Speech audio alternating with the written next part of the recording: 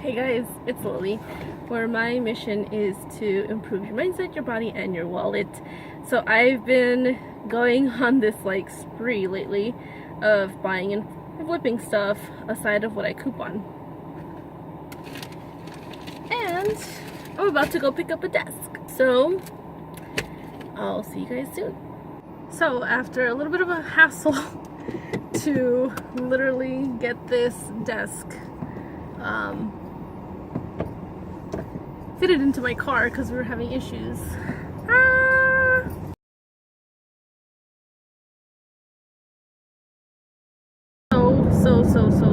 So grateful that I have this car because honestly, if it's so much shit. I remember I used to have a Honda Fit, and that car, back home, and I am so excited that this desk actually fit because I had to drive 30 minutes to go pick it up. Heading home now because I have to pick up my son shortly from his dad's house, so gotta put the pedal to the metal and go pick up my child. There's like a weird smell.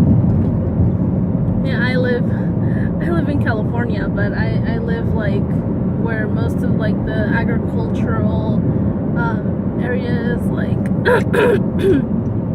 and honestly, sometimes you'll be driving and you'll have the weirdest smells and you're just like, what the hell? At one moment it doesn't smell like anything, and then all of a sudden you smell garlic or you smell cow poop. It's crazy. Right now it literally smelled like rotten eggs. So bizarre living here, but I love it. I mean, it gets the job done. It's definitely a lot better than living in the Bay Area where my family lives, because I do not like paying a shitload of money for rent. And I don't know, I have a decent job, at Afford. Grateful that I do happen to work part-time, and it does pay my bills, so I'm very grateful for that. I get to spend extra time with my son. Now that my son's in school, definitely flipping stuff is definitely something I'm gonna take up to make some extra money, because at the end of the day I do work part-time, but in order to have, to save up, affords me the basics like food, rent, my bills, my gas, and I'm so beyond grateful that I have a dad that, helped me out, get my car. I'm paying him the car, so, I'm beyond grateful for that. A lot of people in my position, almost basically living paycheck to paycheck, would quickly think about getting another job, but, and again, it does make sense. I would get another job, a second job if I really needed it, but, I would much rather make a little bit of extra money doing what I love by flipping, even though if it's not as much as I would make if I were to get another job or work full time, because it allows me to do what I love, and 3 to 4 days off a week, and he's work the weekends when he's with dad, and that way I can spend my weekdays with him. And now with him starting school, it makes things a little more difficult, for me to spend time with him, and I didn't want to compromise the limited time that I already have with my son. So, I'd rather make just a little less doing what I love, and that's flipping stuff. I can take all the time I want while my son's in school to flip stuff, to go to thrift stores, to go to yard sales, to, go online and look for stuff, so that way when I, pick him up, I can spend the rest of my afternoons with him like I normally do. It's not easy. I care about money just about anybody else, but I'd rather make money doing something that I love. And, flipping stuff is almost literally the equivalent of having another job, without having to compromise my time with my son. So to me, it's a win-win. But it's tough out there. I think that as parents, we always try to do what's best for our kids, and that's like I keep telling my mom, like, I'm so glad that I only have one kid, because if I had 2+, I wouldn't be able to live off of my job. I would not, literally, and that's how much of a difference, one kid makes. And, I'm not saying that having one child is better, but what I'm saying is that, sadly, and that's just reality, having just one child instead of 2 or 3, really is the difference between being able to afford without receiving any assistance and not being able to afford without needing assistance. Things that I've always lived by, and that's just my motto, and I love to say it, and I always tell my dad the same thing, because even though my dad is very well off, I don't ask him for help. He does not help me financially in any way. I never ask him for help. He doesn't help me pay my bills. My dad does his thing, and he's a successful businessman, and I'm very proud of him, but I've always been of the belief that I'll figure it out. I always tell myself, like, when I find myself in a tough position where, I'm tight on money,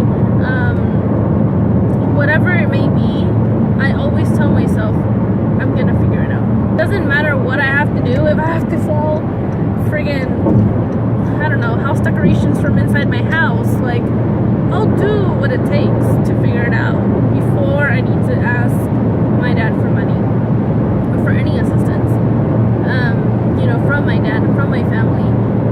And, I believe that I am not entitled to what my dad has. What my dad has, he has because he's worked hard for it. And, I have no right to anything that he has. My dad still, my dad has a wife, and my dad has 2 minor children.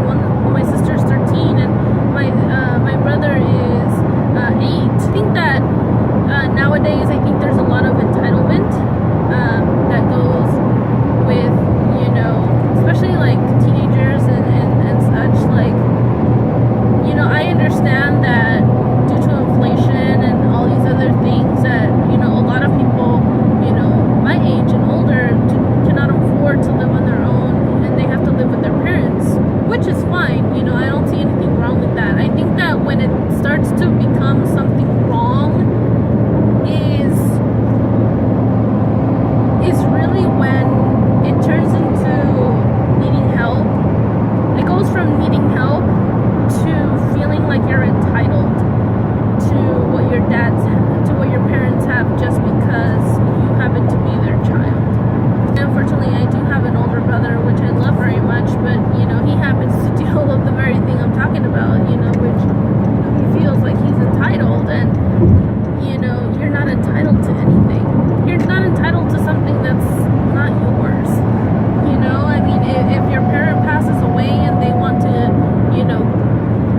give you everything in their will, then that's great.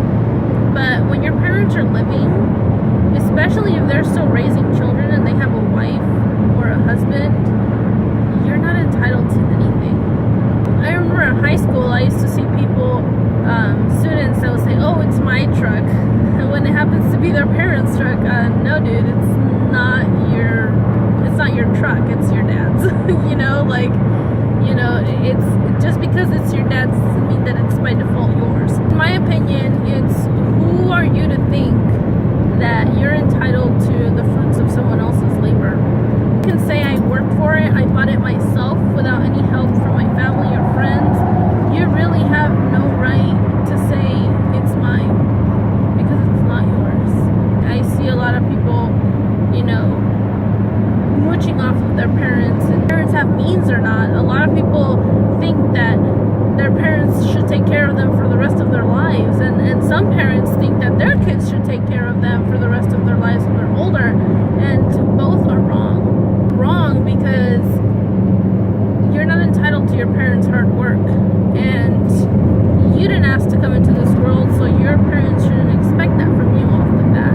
Grateful that I was raised the way that I was raised, because it taught me the meaning of hard work. You're supposed to build resilience resilience. Whenever something goes wrong or you can't afford something, or you're short on money, you run to the nearest person that you know is going to help you.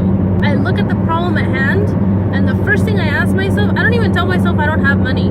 The first thing I do is ask myself, how can I make more money?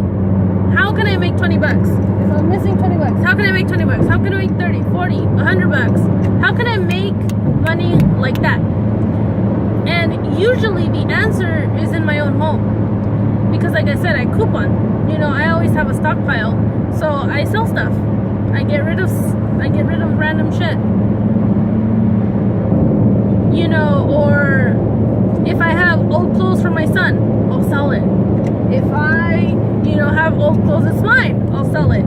If I have to, I don't know, if I have to yard sell or get shit for free so I can flip, I'll do it. But I'll do all that before I ask anybody for monetary help. I'm used to doing everything on my own. It's the outcast. I learned to do everything on my own, so I don't, and I know that necessarily it's kind of a bad thing sometimes, there's nothing wrong with asking for help, but I like to be able to say I got myself out of the situation. I like to be able to tell myself that I figured it out. There's a sense of pride. I feel a lot of pride, and I feel very proud of myself when I'm able to get myself out of the situation without needing help from anybody else. Because that proves to me further that I am self-reliant. It proves to me further that I'm a lot tougher than I think sometimes. Close myself down. I don't say I don't have this or I can't do that. I say, how can I do this and how can I do that? How? The key word is how. Once I ask myself how, my mind just starts working, and my mind just literally goes, hey, idea. And then all of a sudden, my problems are solved. Sit there and cry about it. I might. I might sometimes for 2 minutes, and then I'll get the fuck up and I'll say, hey, brush yourself off and let's figure it out. What else can you do? What other option? What good does it serve you to break down and cry about it? What good does it serve you to be complaining about something over and over again and not doing anything to fix it? What good does it serve you? It doesn't do you any good to do anything like that. I think that being negative is it's a waste of time. And I don't have time to be negative. I don't have time to wallow. I don't have time, especially once you become a parent, because you have another human being or humans that depend on you.